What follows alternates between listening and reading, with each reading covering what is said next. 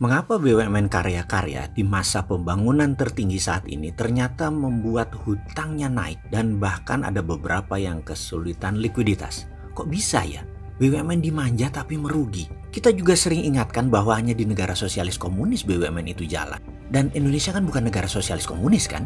Kita memang sih banyak mengiblat ke negara tersebut, para pejabatnya saat ini, dan salah beberapa derajat arahnya. Jadi ya gitu deh, nyembahnya ekonominya jadi nggak karuan. Kita juga ingatkan sekarang bahwa UKM yang tidak kunjung didukung oleh kebijakan pemerintah suatu saat akan meledak masalahnya. Fakta data bahwa UKM merupakan penyerap 90% angkatan kerja, juga 65% ekonomi perputaran uang adalah di UKM. Tapi sayang tidak ada program untuk scale up atau pembiayaan khusus atau perhatian serius sementara ini oleh negara. Sementara BUMN secara pasar ya kecil dibandingkan UKM. Padahal sudah dimanja habis-habisan loh dengan jabatan kementerian. Rugi lagi. Pokoknya bingung kita dibuatnya. Kembali ke pertanyaan di awal. Kok bisa rugi? Kita semua tahu per kilometer membangun jalan tol investasinya 5 juta dolar. Namun di Indonesia per kilometer bisa 8 juta dolar. Kok lebih tinggi ya? Atau BUMN yang untung gede? Atau di markup 3 juta dolar per kilometernya sehingga BUMN duitnya banyak. Tapi kayaknya nggak gitu cara ngelihatnya. Bagaimana kalau kita buka masalahnya? Begini melihatnya. Kita karena tidak ada uang untuk modal maka perlu pinjaman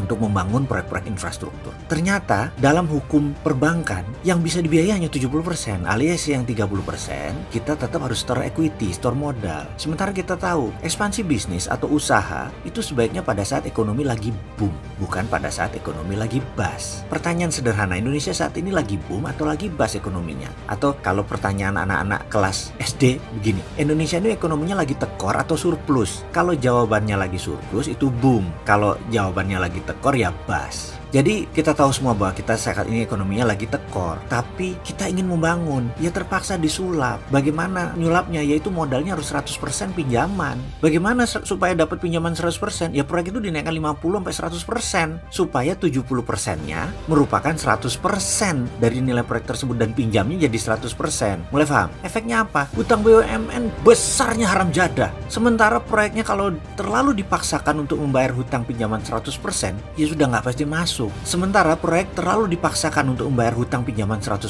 Sudah itu ke infrastruktur statis lagi, bukan infrastruktur dinamis. Infrastruktur dinamisnya barang negara lain, baca barang impor. Ya berat lah membayar hutangnya. Tetapi secara fisik memang keren, terlihatnya memang keren. Namun di sisi cash flow, uang di tanah air ya jadi kering. Terlihat dari mana? Inflasi rendah. Inflasi rendah itu dua mata pisau. Benar rendah atau karena tidak ada transaksi, karena uangnya kering. Ya nggak ada transaksi ya terang aja inflasinya rendah. Yang mana yang Indonesia? Apa yang terjadi kalau ternyata yang kedua, transaksi perputaran uang di tanah air memang turun? Apa buktinya lagi? Properti sekarang industrinya mati suri. Buktinya apa lagi? Impor bahan bakunya naik, termasuk impor pangan. Buktinya apa lagi? Perindustrian yang biasanya tumbuh di atas pertumbuhan ekonomi nasional sekarang tumbuh di bawah pertumbuhan nasional. Ini ada yang salah. Masih mau lanjutkan atau menggunakan konsep ekonomi baru, new economic model, atau masih bertahan ala IMF dan ala obor? Wah, pok mau kapan sih?